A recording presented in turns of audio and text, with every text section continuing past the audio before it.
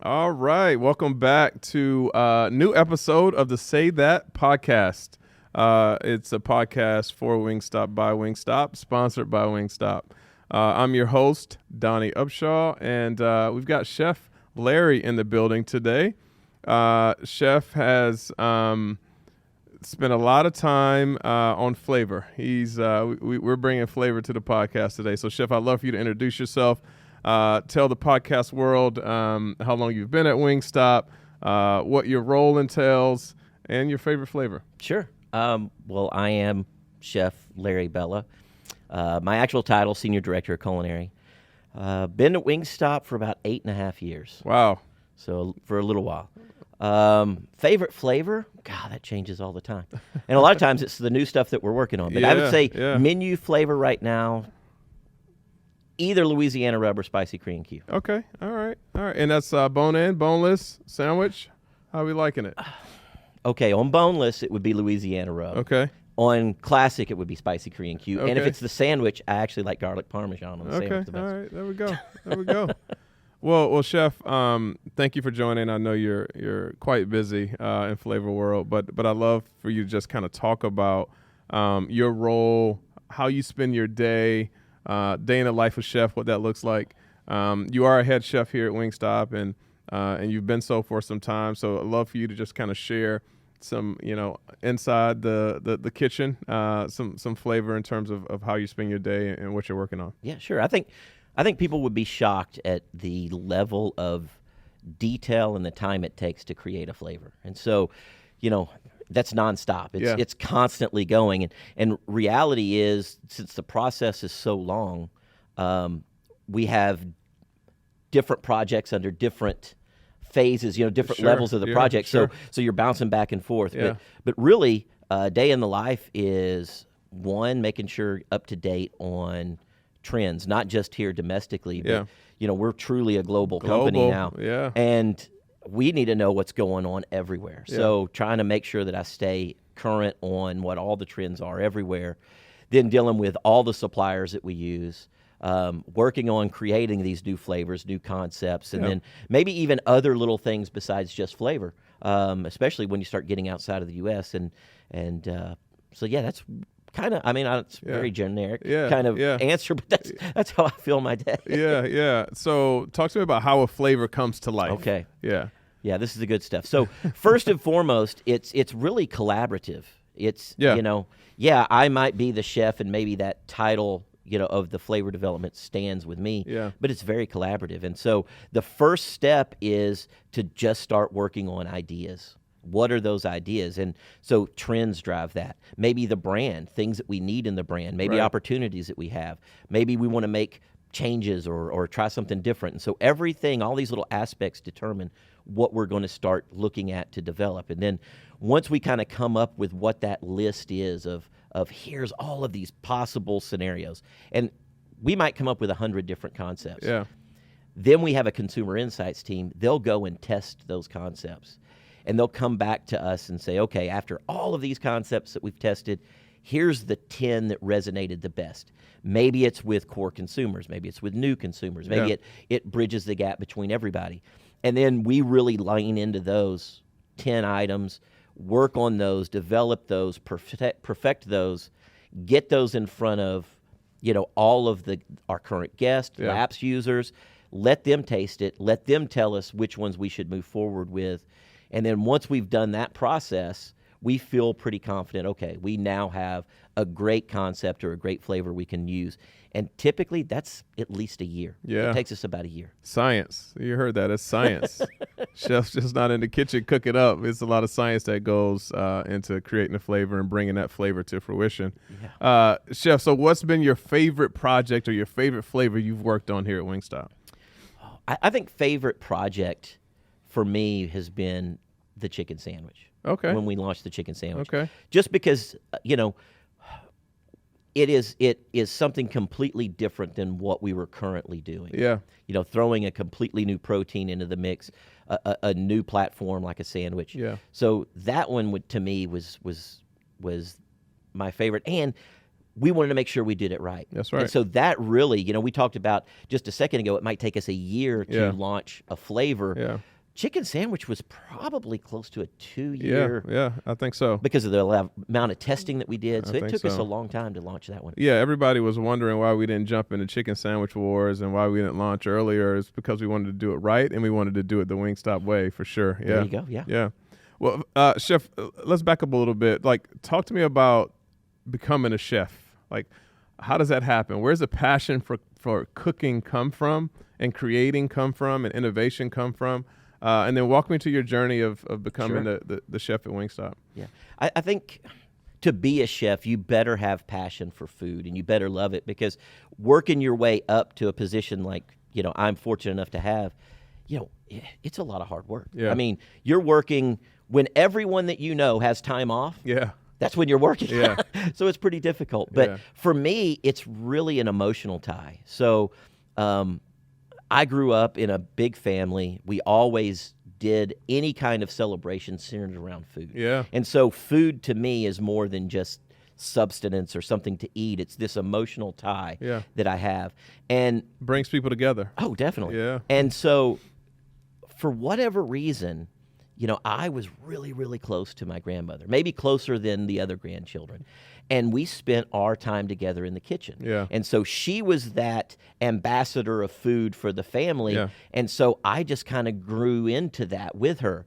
And when I was about 19 years old, she passed away. Yeah, condolences. And I knew then, like, I want to be in the kitchen. I love this. Yeah. I'm all in. This is all I want to do.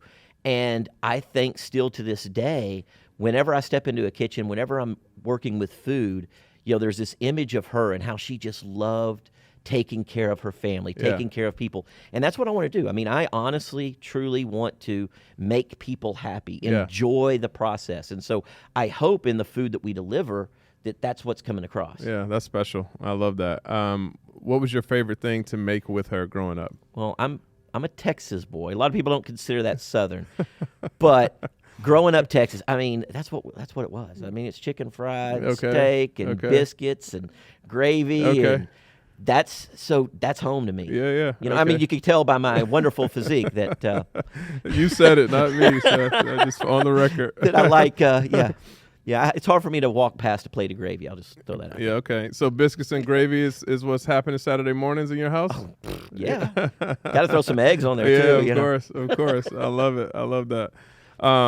Okay, so 19, you decide this is what you want to do. So walk me through the journey to becoming the Wingstop head chef. So I actually worked in restaurants, starting in high school, but really more in the front of the house as a server.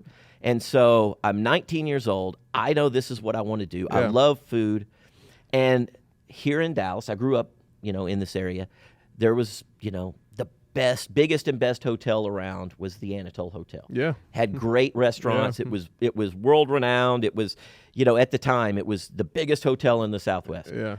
And so, me just being who I am, on a random, weekday night, I just go there.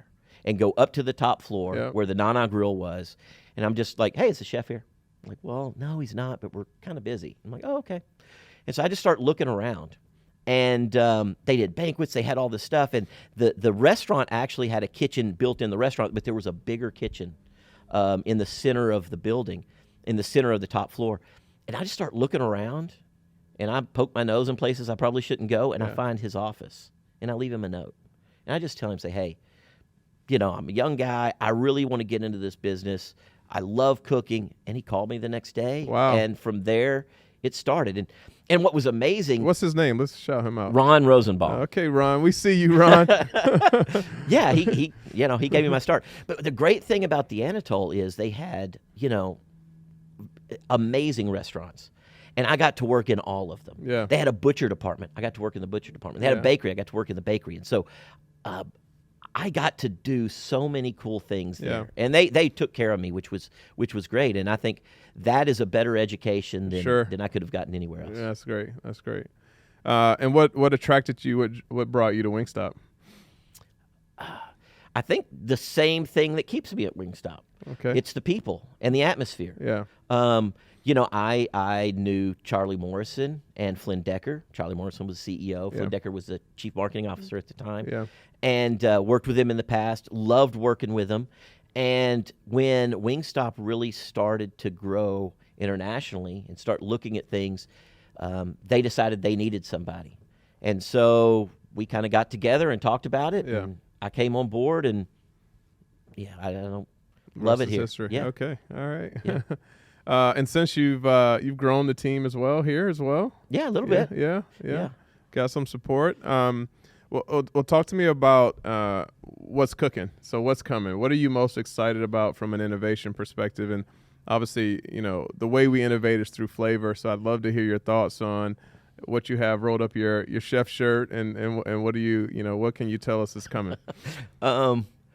It's hard to say we're going to reveal a lot of stuff, but we.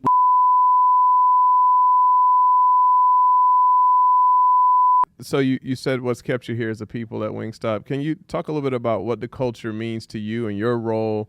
You talked about how collaborative we are. Like, what does that mean for you? How does that help you be successful?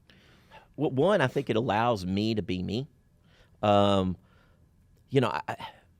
think all chefs are a little quirky. Hopefully, we're creative, and we'll say creative. And I have the ability to be that way. Yeah. And maybe I'm not the best at X, Y, or Z, but I'm really good at the other things. And Wingstop allows me to be really good at those things that I'm good at.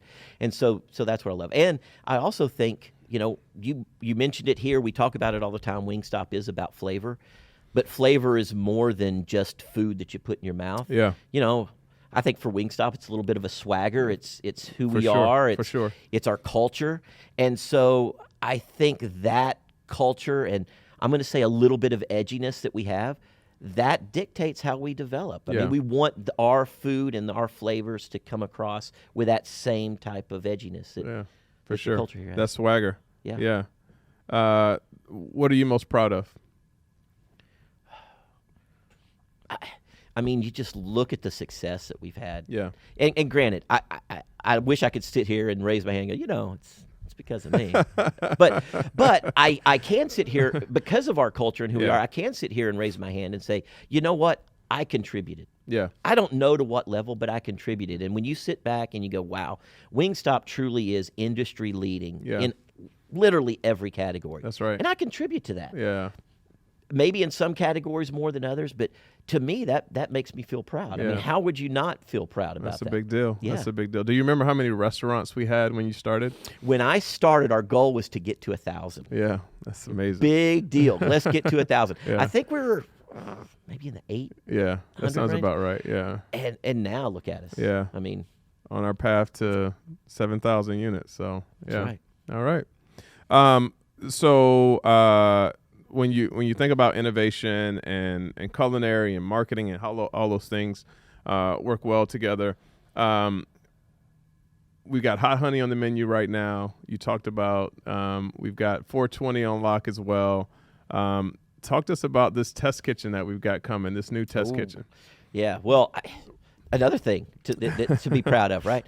So we are opening up a new test kitchen around the end of the year. Yeah. And, we're kind of finalizing the design right now, and you play a very key role in that. But state of the art. Yeah. I mean, equipment that we've never been able to have before that will allow us to just explore. And I think that's what another great thing about the culture here is we have the ability to just explore. Because sometimes, the exploration, a lot of times they lead to dead ends, but sometimes they spark something. And now we have the ability just to explore. And it's, but I think once again, we're fusing meeting rooms, focus group potential rooms in there, restaurant lines, and this, so it's going to be just a very collaborative environment in that kitchen as well. So. Yeah, allow you to create, right? Yeah. A good headspace to create, for sure. I think we got to get some music in there. I don't know if we've got speakers in there. That's not too late to add that. Yeah, we can do that. Yeah, all right. Well, Chef, I definitely appreciate you taking some time out to chat today and talk to our viewers about innovation and how flavors come to life. Are there any questions you have for me before we sign off? I think I'll throw a question to you that you asked me. You've been here for a while, so Yeah. what are you most proudest of Yeah, at Wingstop? I would say similar. The just the growth and the culture that we've built. I think when I think about Wingstop and what separates us from other brands is we've got this really unique culture, strong culture, very unapologetic in that regard in terms of, we work hard and we play hard. We sell chicken wings. We don't take ourselves too seriously. But we've created this place where people can come and be their authentic selves. They have a lot of opportunities for growth. They have opportunities to develop and then really be a part of this cool growth story that we're building here as a brand. It's an organization and a culture that's less ego. When you have that, it makes it really special. And I think we're only scratching the surface of the potential that we have as a brand. And so being a part of the culture that we've built, the growth story, and then what's to come is truly a testament to the brand and really what makes me proud for sure. What is your pie in the sky flavor? Is that a biscuits and gravy flavor? Well, we could do a biscuit breaded wing. I think for me,